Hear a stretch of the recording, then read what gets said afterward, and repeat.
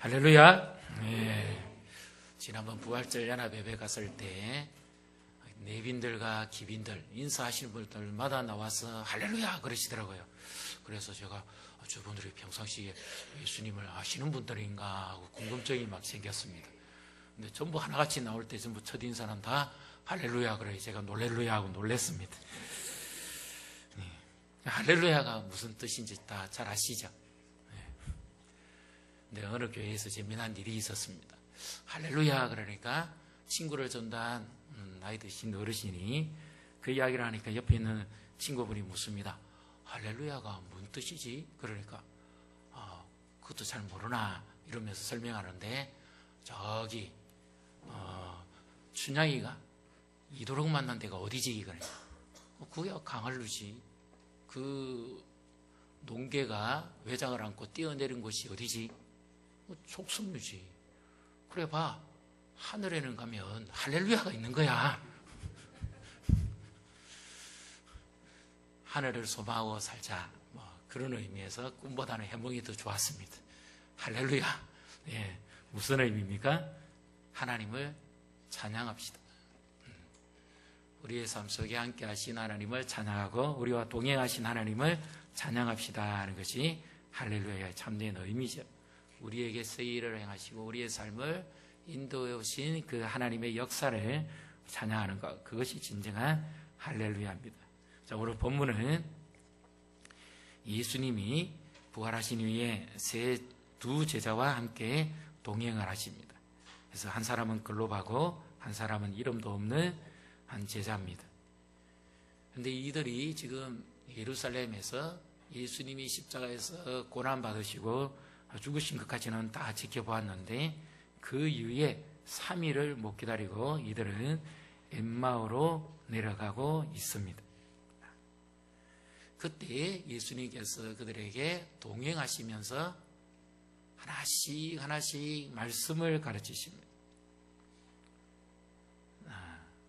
27절을 보십시오. 27절 같이 읽습니다. 이에 모세와 모든 선지자의 글로 시작하여 모든 성경에 쓴 바 자기의 가는 것을 자세히 설명하시니라. 아멘. 예수님이 말씀을 계속해서 가르치시면서 그 말씀과 함께 제자들과 동행하고 계시다. 그래서 오늘도 우리와 함께 우리의 심령에 그리고 우리 삶 속에 오늘이라는 이 시간에 나와 함께 말씀으로 동행하시는 예수님을 만나시기를 주님의 이름으로 축복합니다. 우리 인생을 살아가다 보면 인생의 어려운 일들이 순간순간 닥쳐옵니다. 그때에 나 혼자라고 하는 것이 얼마나 어려운가 힘든가 하는 것을 우리가 피부적으로 겪지요. 진정 그때 누군가 나 곁에 있어줄 동행자가 있다면 우리는 얼마나 그 위로를 받고 힘을 얻고 길을 갈 수 있을까요? 내일이라 할 수 없는 우리들은 늘 불안한 것이 사실입니다. 어린아이들, 특히 어린이집에 처음 보내는 부모의 심정은 완전히 전쟁터입니다. 늘 함께 있던 이 아기를 이제 직업상 어쩔 수 없어서 어린이집에 얼굴 처음 보는 이 낯선 선생님한테 맡겨야 되는데 아기의 반응이 어떻든가요? 쉽게 따라갑니까? 쉽게 따라가지 않습니다. 완전히 이 아기는 하늘이 무너지는 듯한 그런 공포와 두려움에 빠집니다. 엄마가 또는 아빠가 할아버지가 할머니가 왜 얼굴도 본 적이 없는 전혀 낯선 사람한테 나를 맡기느냐는 완전히 순간적으로 엄청난 고통이 그 아이에게서 일어납니다. 말은 표현은 못하지만 안 가려고 때를 쓰고 울다가 막 그러면 어쩔 수 없이 또 며칠 연기하자 그래서 그리고 또 보내오는 그런 경우도 있죠.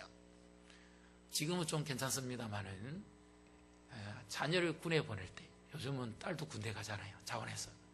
과거에 굶주리고 못 살고 어렵고 군대 가면 많이 맞고 사고 사건 많이 터질 때 그 아들을 군에 보내는 그 엄마의 심령은 밤사이 그러니까 오늘 입양하는 날이라면 그 전날 밤은 잠을 못 잡니다.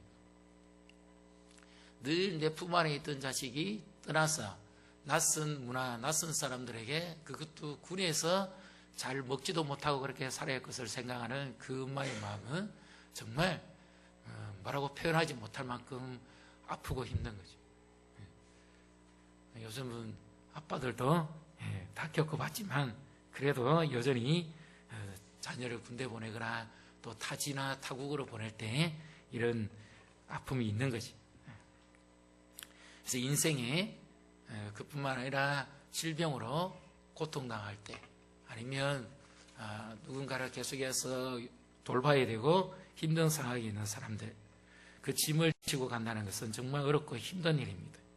그래서 인생이란 혼자 가면 정말 괴롭고 외롭습니다. 그래서 인디언 속담에 이런 내용이 있어요. 빨리 가려면 혼자 가고 멀리 가려면 같이 가라.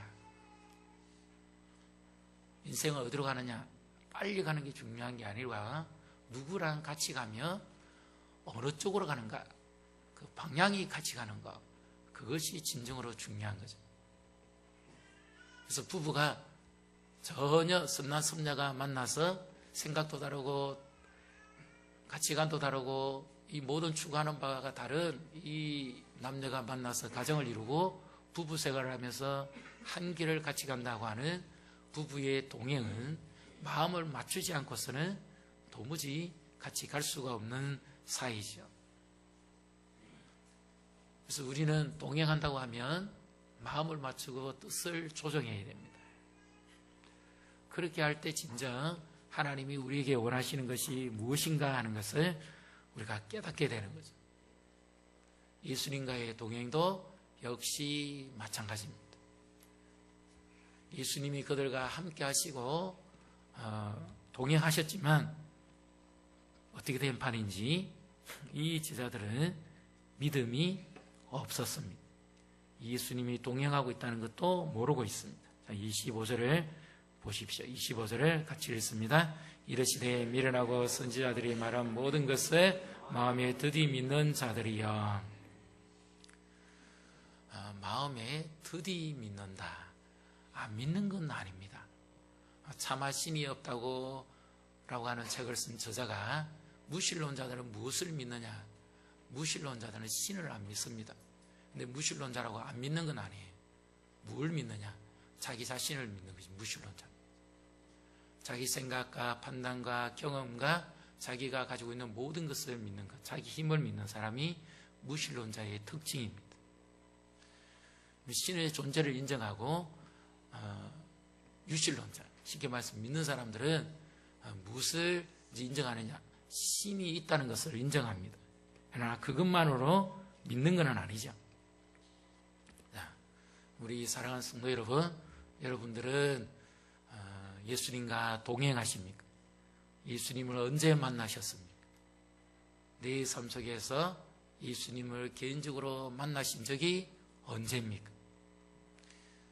예수님과 동행하려면 예수님을 만나야만 예수님과 동행하죠. 부부가 만나야 같이 살고 동행하지, 만나지도 않는데 어떻게 같이 동행할 수 있습니까? 예수님과의 신앙도 똑같습니다. 만나야 동행하지, 만나지도 않은 예수님과 어떻게 동행합니까? 생각으로만 따라간다고 동행이 됩니까? 그렇지 않지요. 그래서 예수님은 지금 이 두 제자들은 무신론은 아니에요. 드디 믿는다는 말은 분명하게 확신하게 믿지 못한다는 의미입니다. 이들은 예수님을 만났습니다. 그리고 3년 동안 예수님을 따라다녔어요. 예수님의 십자가의 죽으심까지는 믿었습니다. 그런데 그들은 지금 무엇을 못 믿고 있죠? 25절을 26절을 같이 읽습니다. 이르시되 미련하고 선지자들이 말한 모든 것을 마음에 드디 믿는 자들이여 그리스도가 이런 고난을 받고 자기의 영광에 들어가야 할 것이 아니냐 하시고, 십자가의 죽으심까지는 믿었어요. 그런데 이들은 예수님이 다시 살아나실 것이라는 것은 믿지 못했어요. 예수님의 부활은 믿지 못했어요. 예수님은 만났습니다. 그런데 예수님의 부활은 믿지 못합니다. 우리 성도님들은 어떻습니까? 이들의 모습 속에서 오늘 우리의 모습이 보이지 않습니까? 나도 예수님을 보면 믿겠다. 예수님이 나의 삶에 보여주시고 동행하신다면 나도 믿겠다. 그런데 예수님이 우리와 동행하신다는 사실을 믿습니까? 그럼 예수님을 보고 믿으십니까? 예수님을 안 보고도 예수님이 동행하신다는 것을 믿습니까? 어느 쪽입니까? 주로 예수님을 가장 정확하게 만난 제자들 외에 마지막 한 사람이 있죠. 누군가 하면 사도행전 9장에 보면 사울이 나옵니다. 교회를 핍박하고 예수 믿는 자를 옥에 넘기고 잔멸하기 위해서 다메섹 도성으로 가는 길에 부활하신 예수님을 만나죠. 그리고는 사울이 꼬꾸라져서 눈에 비늘이 벗겨지고 실명의 위기에 가까운 고통을 안습니다. 사람들의 도움을 받아서 겨우 도시 안으로 들어가야 될 만큼 앞을 보지 못하는 이런 일이 벌어집니다. 자, 분명히 그의 눈이 멀쩡했을 때는 예수님을 못 만났어요. 근데 예수님을 만나고는 육안이 흐려집니다. 그러나 분명히 그 예수님을 만난 그 체험과 사실 때문에 이 사람은 이후의 삶이 변합니다. 이런 것들을 주로 이제 우리는 바울형의 사람이다 그렇게 이야기합니다. 예수님을 인생의 어느 시점에서 예수님이 내 삶에 나에게 찾아오셔서 나를 만나 주신 거죠. 그래서 바울형의 스타일의 사람들은 분명히 예수님을 만난 경험이 있습니다. 그렇다면 이제 디모데형이라고 그러는데 어려서부터 또는 모태 교인이죠. 모태 신앙은 없고 모태 교인입니다. 이런 사람들은 교회 문화에 익숙하고 교회 용어에 익숙해서 자연적으로 예수님을 만났다고 생각합니다. 그런데 이들도 분명히 예수님을 만나든가 생각해 볼 필요가 있습니다. 왜냐하면 참하신이 없다고 하는 그 책에 다른 신과의 다른 점 분명히 한 가지가 나오는데 그것은 부활이고 또 하나는 무엇인가 하면 기도 응답이라는 거예요. 기도를 하면 하나님으로부터 응답을 받기 때문에 하나님이 살아계시고 그리고 자기와 함께 한다는 것을 확실히 경험합니다.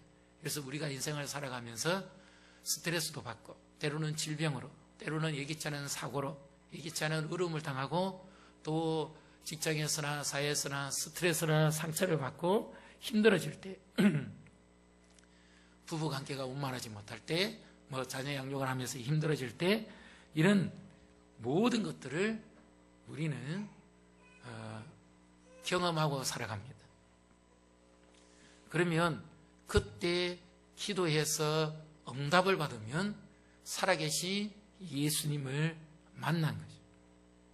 디모데형이라고 해서 예수님을 만나지 않고는 예수님과 동행할 수가 없습니다.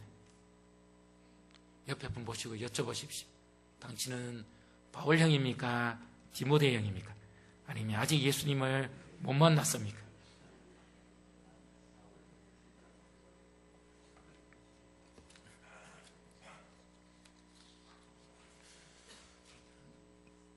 분명히 예수님을 만난 사실이 있고 경험이 있어야 예수님을 따라가죠.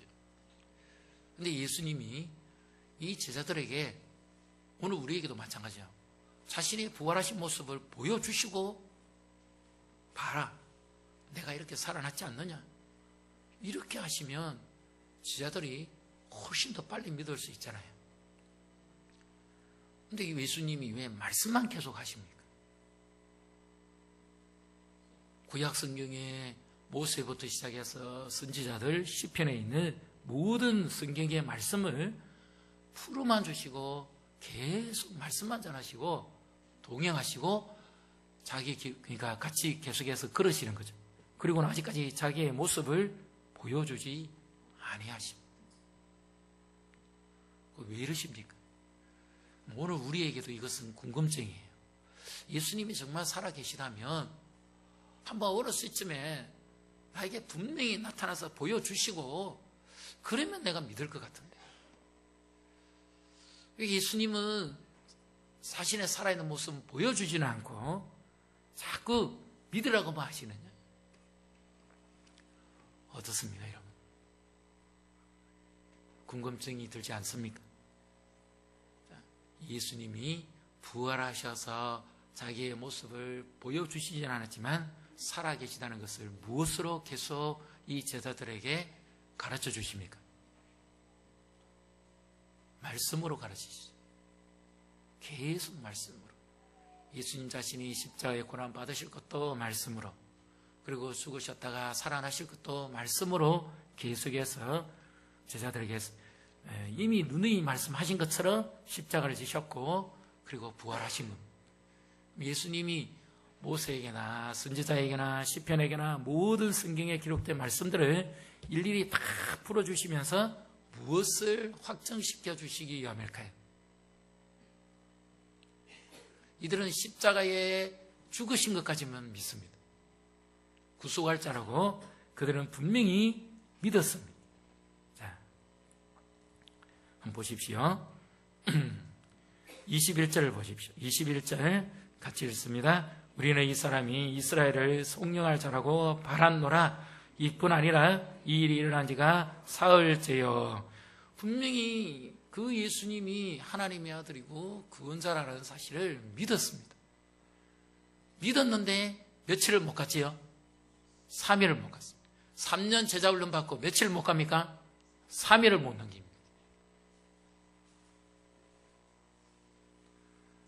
예수님을 만난 분명한 확신이 없으면 3년 신앙생활하고 3일 지나면 잊어버립니다.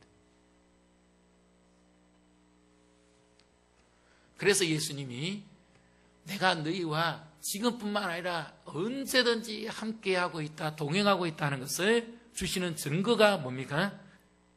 말씀입니다. 예수님이 동행하신 것이 의심스러우면 말씀을 붙잡으십시오. 그 말씀을 붙잡고 사는 것이 예수님과 동행하고 사는 삶입니다. 부활주의는 지났습니다.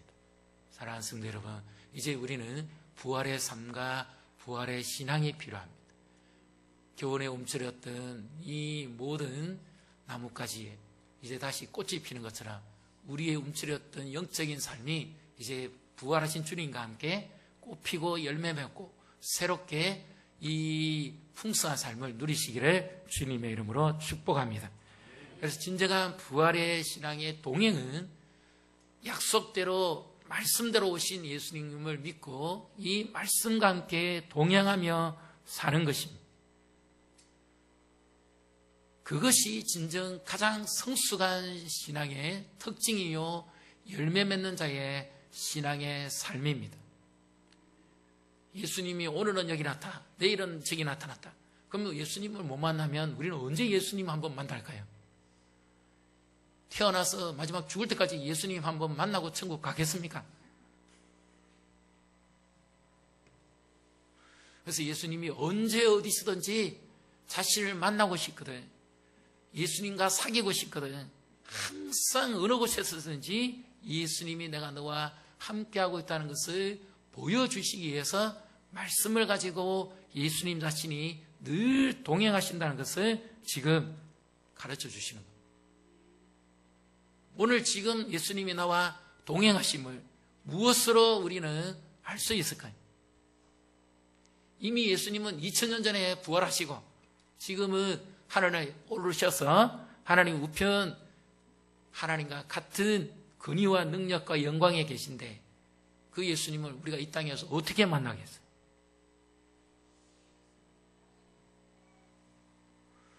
그래서 예수님이 늘 계실 때도 말씀으로서 동행하심을 보여주신 것처럼 오늘 우리에게도 말씀을 통해서 가르쳐 주신다는 사실을 믿으시기를 바랍니다. 예수님이 지금 내 가정에 함께 하십니다. 예수님이 지금 우리 교회에 이 시간에 함께 하시고 내 자녀들에게 함께 계시고 예수님이 늘 우리의 삶에 동행하신다는 사실을 믿으시기를 바랍니다. 그러면 예수님이 나와 함께 하시는 것을 믿는다면 우리는 평안을 누릴 수 있겠지. 질병 가운데서도, 병실의 침상 가운데서도, 고통 가운데서도 어디든지 예수님이 나와 동행하신다는 사실을 우리는 말씀을 통해서 분명하게 믿고 알 수가 있습니다. 한때 우리나라의 앵커 출신이고 미국의 특파원으로 오래 있던 언론인 출신 사람이 교회에 첫 발을 내디게 된 배경이 있습니다. 이 부인이 자기 집안에 또 자기 어머니는 아주 심한 불교 신자인데요. 시집을 왔는데 그 와이프는 또 모태 교인입니다. 제가 모태 신앙이라고 말하지 못하는 이유가 여기 있습니다. 예수님과 동행했다면 그렇게 하지 않았겠죠. 모태 교인이었지만 명목상의 교인이고 실제적인 부활의 삶과 주님과 동행하는 삶이 없었습니다.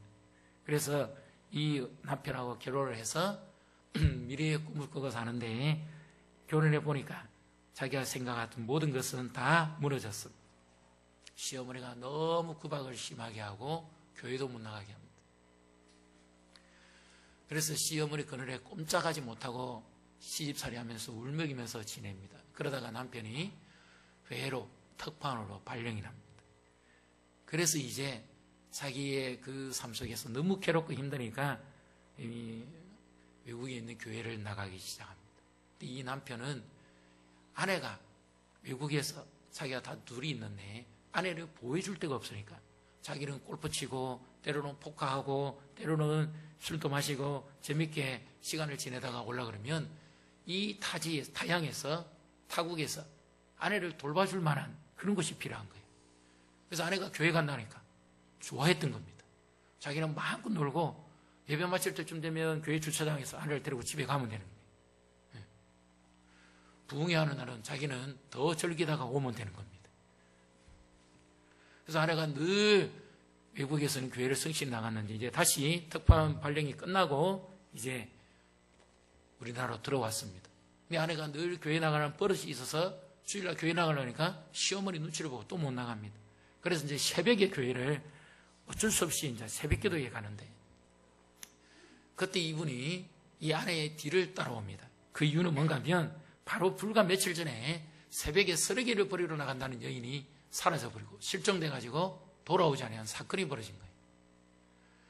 그래서 이분이 이 아내를 혹시 자기가 보호해야 되겠다. 아니면 이 아내가 잘못되면 어떡하나 싶어서 뒤를 줄줄 따라오니까 말 그대로 교회 안으로 들어갑니다. 자기도 교회에 와봅니다. 교회 이 새벽에 사람들이 다 뭐하냐 이러면서 자기는 그 시간이면 항상 술 먹고 그럴 시간인데 이 새벽에 사람들이 왜 이래 많으냐 여기 뭐 잘못된 거 아니냐 이러면서 이제 언론 기자 출신이니까 시제라도 해봐야 되겠다 싶어서 눈초리를 이렇게 막 살펴보는데 거기서 사람들이 울고 불고 기도하고 이제 불이 켜져 있을 때는 말씀을 듣고 들어보니까 교인들도 괜찮은 소리 하는구나. 자기 아내를 해롭게는 안 하겠다. 이래 생각했는데 불이 꺼지니까 여기저기서 울고 불고 하는 기도 소리가 들립니다. 그래서 이제부터 뭔가 좀 이상한 게 있는가 보다 싶어서 계속 취재를 해보려고 준비를 합니다. 근데 가까이 가보니까 자기 아내가 뭔가를 뒤집어 쓰고 흐느끼면서 우는 거예요. 그런 모습을 이제 처음 봤습니다. 그런데 자기가 하루 가고 또 따라가 보고 뒤에서 자기의 모습은 보여주지 않고 계속 감시만 합니다. 근데 이제 어느 날 자기 귀에 그 말씀이 들려오기 시작한 거예요. 그래서 이제 성경이 궁금해지기 시작한 겁니다. 성경을 알고 싶어 다 찾아봐도 도무지 자기로서는 이해를 못하겠대. 너무 어려워서. 그러다 영어 성경을 펴보니까 이제 거기서 이제 성경의 뜻을 깨달아 알게 됩니다. 그러면서 이분이 예수님을 만나서 하는 이야기가 있습니다. 왜 예수여만 되는가? 그 인생의 해답을 예수님에게서 찾습니다. 만일 기독교가 종교에 불과하다면 자기는 불교를 떠나지 아니했다는 겁니다. 예수님은 종교가 아니라는 거예요. 예수님은 살아계신 하나님이시고 만왕의 왕이시고 구원자이시기 때문에 우리의 삶 속에 늘 함께 하시는 분이기 때문에 예수님은 나와 언제든지 동행하신다는 사실을 믿으시기를 바랍니다. 그리고 다른 종교가 없는 또 하나 부활이 사실이고 팩트, 객관적인 분명한 사실이기 때문에 그는 예수님을 믿고 예수님을 따랐고 비로소 그의 삶은 변화됐다는 겁니다. 그는 대대로 몇 대를 걸쳐서 불교 모태 불교 신자입니다. 웬만한 불교의 지식은 다 아는 사람입니다. 그런데도 그가 그냥 종교를 바꾼 것이 아니라 그 자신이 예수님을 만나서 완전히 변화됐다고 그래요. 그러면서 하는 말이 있습니다. 오늘날 교회가 성경을 너무 모른다는 거죠. 성경을 너무 못 가르쳤고 성경에 대해서 너무 지식이 부족하다는 겁니다. 왜 예수 믿는 그 사람들이 정말 세상에 영향을 미치고 못 사느냐 하는 그 이유를 루셀도 그렇고 인도의 간디도 교회가 잘못됐다고 그러지 않습니다. 교회는 좋은 거 가르치는데 예수 믿는 사람들이 그 모습을 보여주지 못했기 때문에 자기는 기독교에 관심이 없다 그래 말했습니다. 이 말은 무슨 말입니까? 예수님은 믿지만 예수님과 동행하고 사는 사람이 자기 눈에 보기에 없더라는 말이죠. 여러분은 예수님과 동행하십니까? 예수님을 믿으십니까? 예수님을 만나셨습니까? 그러면 내 삶 속에서 나와 늘 매일매일 함께 하시는 예수님을 믿고 계십니까? 동행하시는 예수님을 믿습니까? 동행이란 내가 사람 편에서 되는 게 아닙니다. 예수님이 나와 함께 하시면서 만나 주실 때 비로소 동행이 되는 줄로 믿습니다. 예수님은 사람을 가리지 않아요. 누구든지 말씀을 믿고 예수님을 믿고 사는 자에게는 예수님이 늘 함께 그의 심령에 동행하시고 그의 삶 속에 동행하신다는 사실을 믿으시기를 바랍니다. 그래서 이것이 우리에게 주어지는 놀라운 축복입니다. 사람은 혼자 살면 고독함을 못 이겨서 술 마시고 밤이 괴로워서 스트레스에 못 이겨서 사는 사람들이 너무 많습니다. 그러나 예수님은 가장 고독한 밤, 그 시간에도 나와 늘 함께 계십니다. 인생이 힘들고 어려우시다면 나와 함께 말씀으로 동행하시는 예수님을 만나시기를 주님의 이름으로 축복합니다. 그 예수님이 말씀 속에서 나와 함께 하시는 거예요. 그 말씀이 살아 역사함으로 나를 치유하고 회복시키는 사실이죠. 진정한 신앙의 참된 성숙은 말씀과 동행하는 거예요. 오늘 여러분은 어떤 말씀을 읽으셨습니까? 어떤 말씀을 붙잡고 사십니까? 말씀을 듣는 것은 한순간으로 잊어버립니다. 자, 지금부터 가지고 계신 성경책을 저처럼 이렇게 한번 잡아보십시오. 네, 실물 교육이거든요. 성경을, 말씀을 만약에 듣는 것만으로 엄지손가락 하나만으로 이 성경을 잡는다 생각했습니다. 잡히겠습니까? 듣는 겁니다. 그 다음에 읽는 겁니다.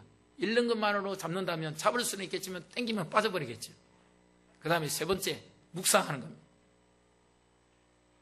읽고 듣고 묵상하는 겁니다. 큐티하는 거죠. 그래도 뺏깁니다. 네 번째, 읽고 듣고 묵상하고 암송하는 것. 네 번째입니다. 그래도 빠집니다. 마지막 손가락이 하나 더 남았습니다. 뭘까요? 예, 읽고 듣고 묵상하고 암송하고 실천하기입니다. 이 말씀을 이렇게 잡고 사는 것이 예수님과 동행하는 것입니다. 예수님을 만나고 싶으면 갈릴리로 가시면 안 돼요. 말씀을 보셔야 돼요. 지금 내 삶 속에서 말씀하시는 하나님이, 살아계신 예수님이 지금 나에게 말씀으로 말씀하십니다. 지금도 말씀을 들으시면서 그 예수님이 나에게 말씀하시는 거예요. 어떤 말씀이 들리십니까? 어떤 음성이 들리십니까? 이 말씀을 들으셨으면 이 말씀을 붙잡고 내가 기도하고 이 말씀을 내 것으로 소화시켜야 되는 거죠. 그리고 그 말씀을 따라서 내가 살 때 나에게 말씀으로 찾아오신 그 예수님이 내 삶 속에서도 나와 함께 하심으로 나를 변화시키고 그 주님의 능력이 내 가운데 함께 하시는 줄로 믿습니다. 그래서 이제는 우리 교회가 말씀에 새 가족만 교육하는 게 아니고요. 더 말씀이 진정한 교회에 대한 뭡니까? 말씀으로 세워져 가는 거죠. 이 말씀을 내가 먹고 소화시켜서 그 말씀과 동행하는 것이 진정한 그리스도와 동행하는 것이고 참된 신앙인 줄로 믿습니다. 그래서 지금 힘들고 어려우시다면 말씀과 함께 오신 예수님을 붙잡으십시오.